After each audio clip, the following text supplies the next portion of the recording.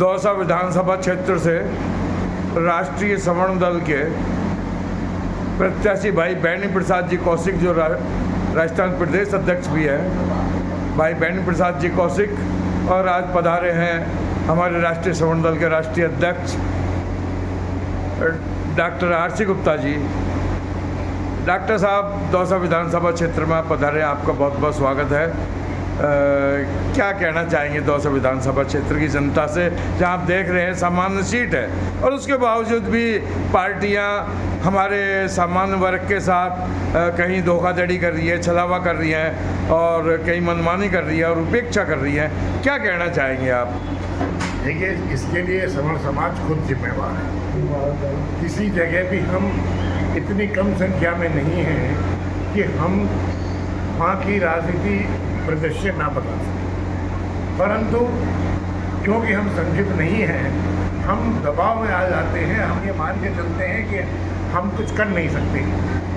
हमें जो है इस शक्ति को जोड़ना है और हम अपने लिए कोई विशेष अधिकार की मांग नहीं करते। जो कॉन्स्टिट्यूशन में हमारे आधार जो हमें अधिकार दिए गए हैं, बराबरी का हक, हम सिर्फ बराबरी का हक मांगते हैं।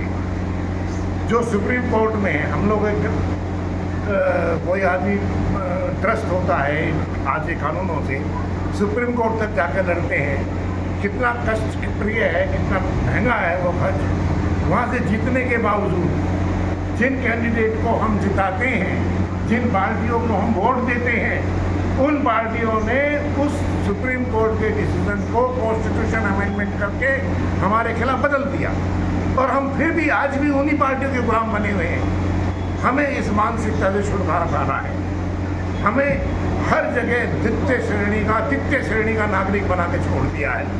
उसके बावजूद हम जागने का नाम नहीं ले रहे हैं। तो हमें केवल संगठित और संगठित शक्ति से इसका हम मुकाबला कर सकते हैं।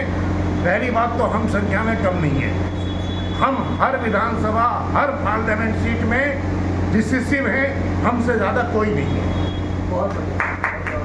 परंतु क्योंकि हम विभाजित हैं, हमें ये सब बताया जा रहा है कि हम कुछ नहीं है। जैसे यहाँ पर कहते हैं मीना प्रमुख क्षेत्र है।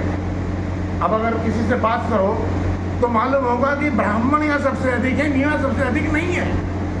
अगर हम ब्राह्मण संगठित हो जाएं तो हमारे बिना एक पार्टी एक सीट जीतने की हिम्मत नहीं। फिर भी सामान्य सीट पर और सामान्य वर्ग की उपेक्षा दोनों बड़ी पार्टियां कांग्रेस बीजेपी ने जो टिकट दिए हैं। बिल्कुल सही बात है, आपकी बिल्कुल सही कह रहे हैं। पहले से ही आरक्षित सीट है, जनरल पे भी ये आरक्षित कैंडिडेट्स को ही उतार देते हैं, तो हम तो फिर कहीं रहे नहीं। दौसा संसद क्षेत्र ऑलरेडी एसटी के लिए रिजर्व है, आज़ादी भी अधूरी है, फिर भी सामान्य विधानसभाओं को भी राजनीतिक दल हमारे वर्गों की जो उपेक्षा कर रहे हैं और वही दलित और एसटी एससी को एक तरीके से संरक्षण दे रहे हैं। तो कौन जिम्मेदार है इसके लिए? मैं समझता हूँ पहचाने जाने चाहिए वो लोग जो हमारे समाज में ही धोखले हैं और राजनीतिक दलों के, बड़े राजनीतिक दलों के गुलाम हैं।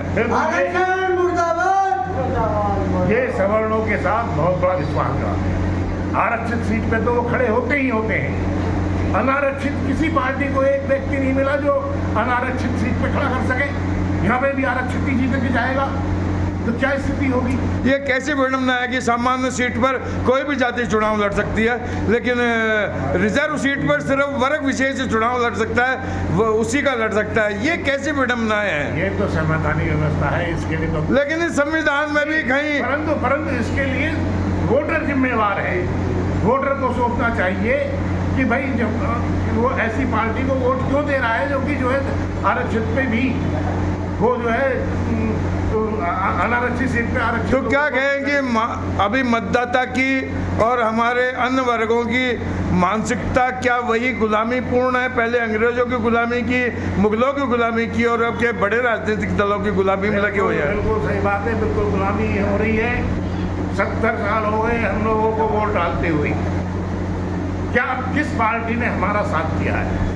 किसी पार्टी का कोई एक व्यक्ति है जो सवर्णों के पक्ष में बोलने को तैयार है?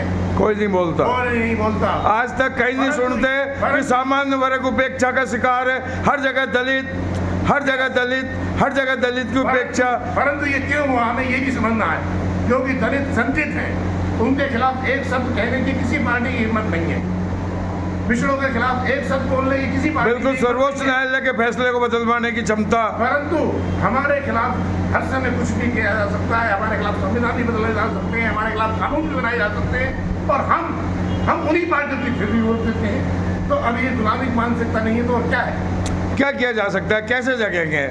हम जितने भी मीटिंगों में जाते हैं बुजुर्ग नजर आते हैं आरक्षण और वर्तमान आरक्षण व्यवस्था के खिलाफ, और जो युवा वर्ग है वो कई दिशाहीन है, वो हमारे इस वर्तमान व्यवस्था के पक्ष में हमारे साथ नहीं है।